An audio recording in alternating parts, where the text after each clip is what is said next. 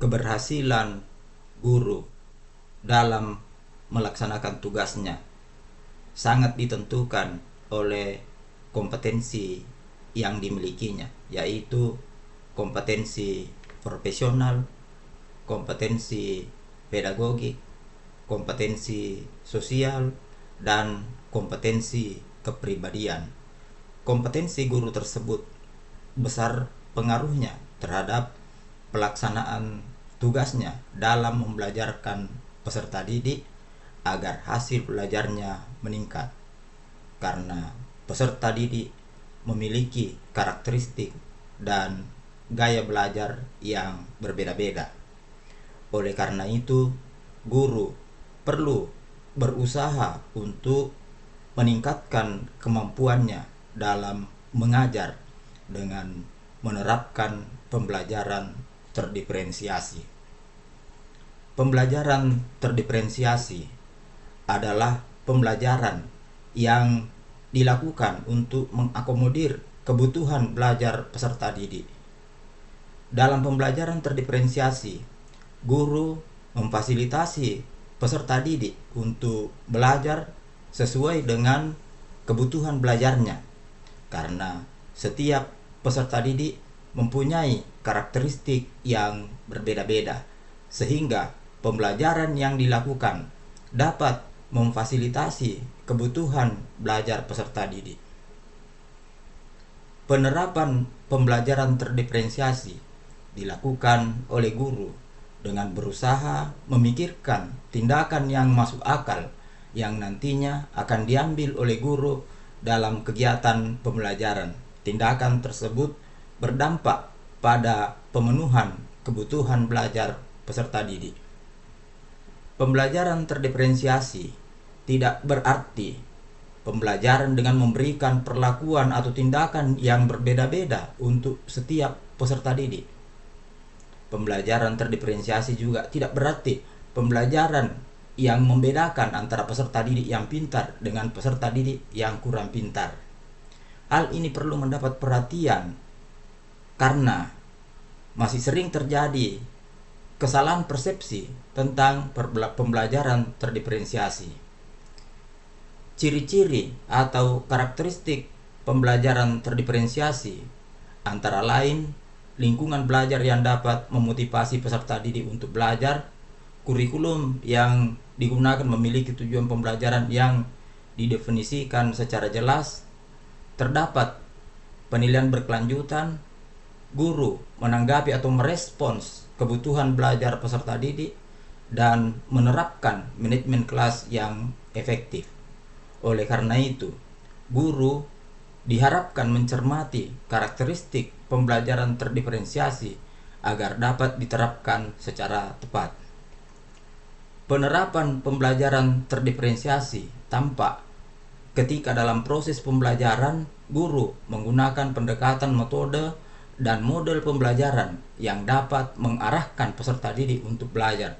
Selain itu, guru menggunakan media pembelajaran untuk memudahkan peserta didik memahami materi pembelajaran dan mendemonstrasikannya sesuai dengan tujuan pembelajaran.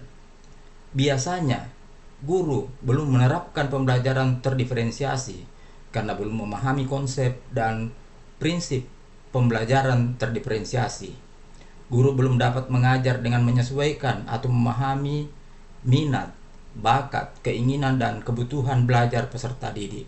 Oleh karena itu, guru perlu mencari informasi yang akurat tentang pembelajaran terdiferensiasi agar dapat melaksanakan pembelajaran terdiferensiasi secara tepat.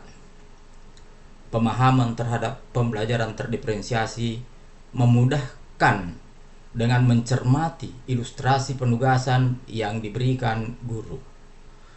Seorang guru menugaskan 5 kelompok untuk melaksanakan tugas kelompok. Salah satu kelompok yang anggotanya terdiri dari 6 orang. Setiap orang ditugaskan untuk mengambil 5 buah mangga mengkal yang pohonnya pohon cangkokan yang berada di kebun sekolah. Dalam memetik buah mangga itu, peserta didik dilarang memanjat, dilarang menjolok, dilarang melempar, dan dilarang pula merusak ranting pohon. Dalam keadaan seperti itu, terkadang guru menyatakan peserta didik yang badannya tinggi mengambil 5 buah mangga. Peserta didik yang tinggi badannya sedang cukup mengambil 3 buah mangga. Dan peserta didik yang pendek cukup mengambil 1 buah mangga. Perlakuan yang berbeda seperti itu tidak tepat dilakukan jika yang dimaksudkan adalah pembelajaran terdiferensiasi. Seharusnya setiap peserta didik ditugaskan mengambil mangga sebanyak 5 buah tanpa dibeda-bedakan. Tujuan penugasannya mengambil 5 buah mangga.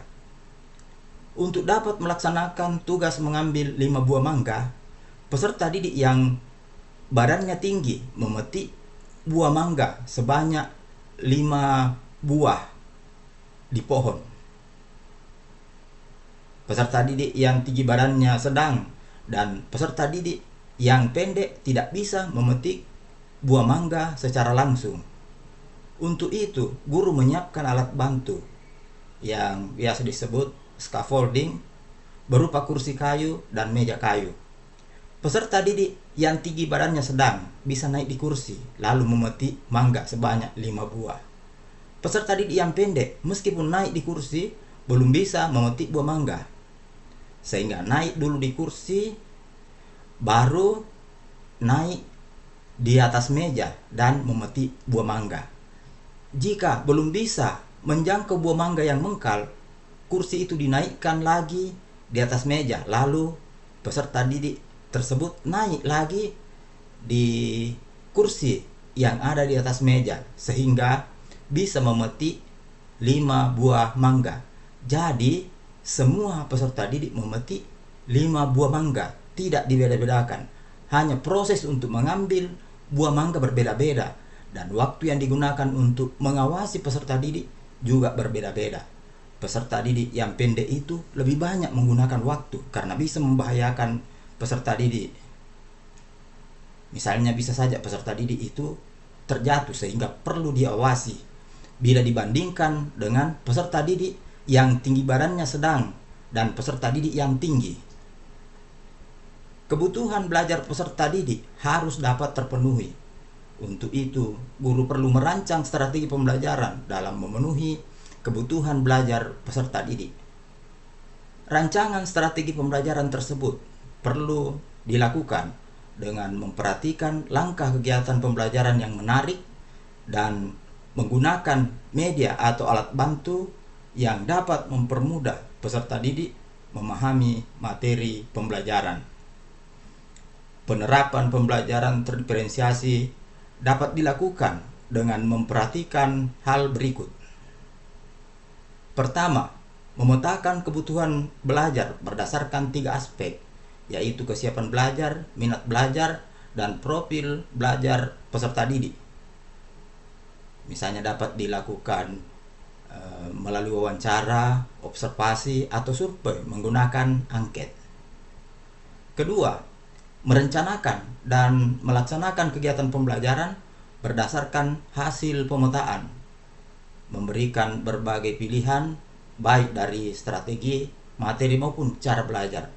Ketiga, mengevaluasi dan merefleksi kegiatan pembelajaran yang telah dilakukan atau yang telah berlangsung.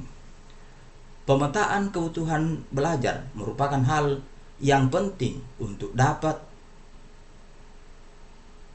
mendapat perhatian dalam melakukan dan menentukan kegiatan pembelajaran. Apabila hasil pemetaan yang dilakukan guru tidak akurat, rencana pembelajaran dan tindakan yang dilakukan akan menjadi kurang tepat. Untuk memetakan kebutuhan belajar peserta didik, guru memerlukan data yang akurat, baik dari peserta didik, orang tua atau wali, maupun dari lingkungannya. Data tersebut dikumpulkan untuk memetakan kebutuhan belajar peserta didik. Oleh karena itu, orang tua dan peserta didik perlu mendukung dengan memberikan data yang lengkap dan benar sesuai dengan keadaan yang sebenarnya. Tidak ditambah, juga tidak dikurangi. Dengan perkataan lain, orang tua dan peserta didik harus jujur menjawab pertanyaan wawancara dan mengisi angket dan survei agar guru dapat memetakan kebutuhan belajar peserta didik.